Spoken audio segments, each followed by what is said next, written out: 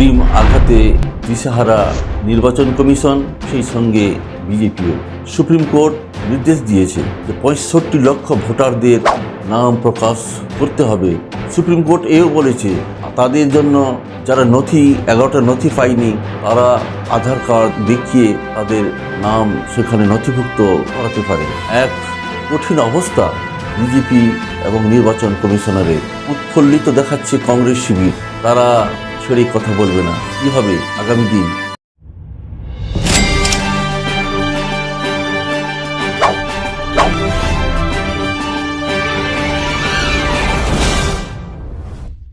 পথফাইন্ডারের পক্ষ থেকে আপনাদের স্বাগত জানাই। সম্মানিত বন্ধুগণ, আরও একটি নতুন ভিডিও নিয়ে আমি আপনাদের সামনে হাজির হয়েছি। আজকে যে আমাদের এপিসোড, তার বিষয় হচ্ছে নির্বাচন কমিশনকে সুপ্রিম কোর্ট এক বিরাট থাপ্পড় দিল। হ্যাঁ, থাপ্পড়ই বটে। নির্বাচন কমিশন উদ্ধত দেখাচ্ছিল। তারা এসআইআর প্রক্রিয়ার মাধ্যমে বিহারে যে ৬৫ লক্ষ ভোটারকে বাতিল করেছিল, তারা বলেছিল কাদেরকে বাতিল করা হয়েছে তা তারা বলবে না। ভোটারদের তাদের নিজস্ব অধিকার রয়েছে এটা জানার, কার নাম থাকলো কার থাকলো নি। তারা বলছে না, আমরা বলতে বাধ্য নই। 14ই আগস্ট স্বাধীনতা দিবসের প্রাক্কালে বিহারের এই ৬৫ লক্ষ মানুষ যেন তাদের হারানো স্বাধীনতাকে আবার ফিরে পেল। সুপ্রিম কোর্ট এক অন্তর্বর্তী নির্দেশের মাধ্যমে বলল ৬৫ লক্ষ এই ভোটারদের নাম প্রকাশ করতে হবে। শুধু প্রকাশ নয়, আদালত বলছে এমন জায়গায় এর তালিকা টাঙাতে হবে ভোটাররা যেন সহজে দেখতে পায় কার নাম আছে আর কার নাম নেই।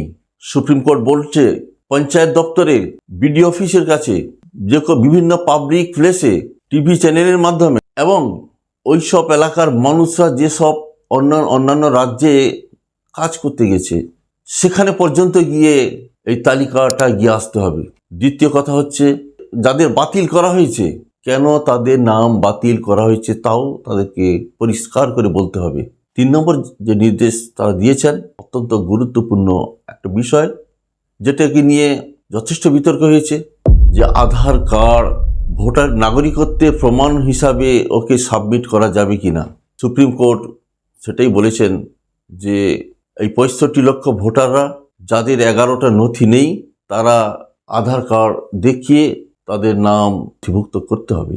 সম্মানিত বন্ধুগণ, এই অন্তর্বর্তী রায়ের পর নির্বাচন কমিশন হতভম্ব হয়ে গেছে, কিংকর্তব্য বিমূঢ় হয়ে গেছে, পাজলড হয়ে গেছে। কিন্তু তাদের হয়ে ব্যাট ধরেছে ভারতীয় জনতা পার্টি। ভারতীয় জনতা পার্টির একজন ক্যাবিনেট মন্ত্রী বলেছেন 1951 সালে জওহরলাল নেহরু নাকি এভাবেই জিতেছিলেন। পাল্টা বক্তব্য রেখেছে কংগ্রেস।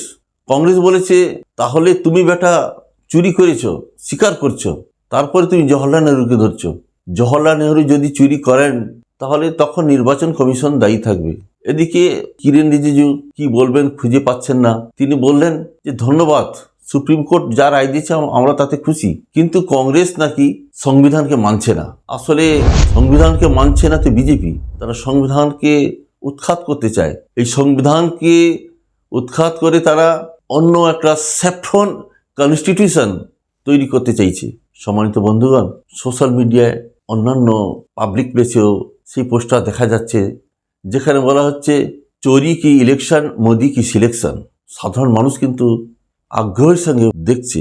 কংগ্রেস বলেছে যে 48টা লোকসভা আসনে তারা যাবে, সেখানে সমীক্ষা করবে, পোস্টমর্টম করবে, সেখানে এই দুর্নীতি ধাপ্পাবাজি হয়েছে কিনা। কারণ তাদের কাছে একটা বড় অস্ত্র আছে, একটা স্ট্যাটিস্টিক্স আছে, যেখানে বলা হচ্ছে 2024 লোকসভা আসনে 7টি এমন আসনে বিরোধীরা হেরেছে, ওখানে 200-র কম ভোটে মাত্র হেরেছে। 25টি এমন আসন রয়েছে যেখানে 500 ভোটে বিরোধীরা হেরেছে। 49টি এমন আসন রয়েছে যেখানে 1000 ভোটে বিরোধীরা হেরেছে। আবার 86টি এমন আসন রয়েছে যেখানে বিরোধীরা মাত্র 2000 আসনে হেরেছে। সন্দেহ হবে না, যথেষ্ট সন্দেহের ব্যাপার এখানে দেখা যাচ্ছে। তাই উৎসাহিত হয়েছে কংগ্রেস পার্টি, রাহুল গান্ধীর ব্রিগেড, তারা সমীক্ষা করবে।